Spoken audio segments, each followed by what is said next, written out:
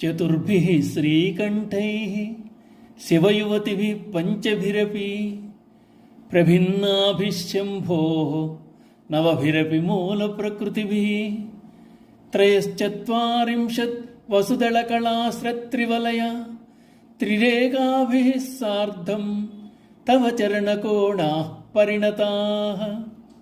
ఈ శ్లోకంలో శంకరులు శ్రీచక్ర స్వరూపాన్ని గురించి తెలియజేస్తున్నారు.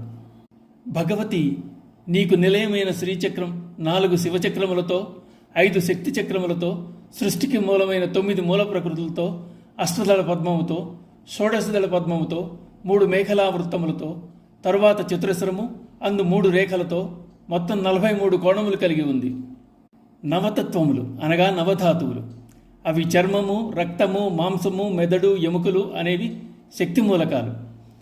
మజ్జ, శుక్ల, ప్రాణ, జీవములు శివమూలకాలుగా చెప్పబడ్డాయి. 9 తయారైంది వారిద్దరి వల్ల. నవధాతుమయం మానవ శరీరం అయితే నవకోణాత్మకం శ్రీచక్రం. 9తో ఏర్పడింది శ్రీచక్రం. విశ్వమంతా 9తోనే ఉంది.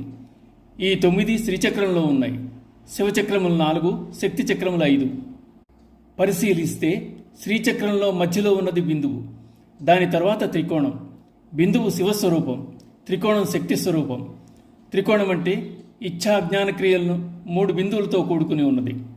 తరువాత 8 త్రికోణముల చక్రం, తరువాత 10 త్రికోణముల చక్రం, తరువాత మరో 10 త్రికోణముల చక్రం, దాని తర్వాత 14 త్రికోణముల చక్రం, ఆపై అష్టదళ పద్మం, దాని తర్వాత 16 దళాల పద్మం, దాని చుట్టూ 3 గుండ్రపు వృత్తములు, ఆ తరువాత చతురస్రం, చతురస్రంలో 3 రేఖలు. త్రిరేకాభిస్సార్థం అన్నారు. అలా త్రయశ్చత్వారింశ మొత్తం 43 కోణములతో శ్రీచక్ర స్వరూపం ఒప్పుతోంది. ఇచ్ఛా జ్ఞాన క్రియలతో సృష్టి చేయాలని సంకల్పించుకుని సృష్టికి ఉన్ముఖుడయ్యాడు ఈశ్వరుడు. సృష్టి క్రమంలో 5 దశలు వ్యక్తములు, అవి శక్తి చక్రములు. వ్యక్తము కానివి 4 శివచక్రములు. ఈ రెండింటితో కలిసిందే ప్రపంచం కనుక శివశక్త్యాత్మకం. విశ్వమంతా ఉన్న సమస్త శక్తులు కూడా శివశక్త్యాత్మకములే. ఇది తెలుసుకుని ఉపాసన చేయడమే శ్రీచక్ర ఆరాధన. శ్రీమాత్రే నమః.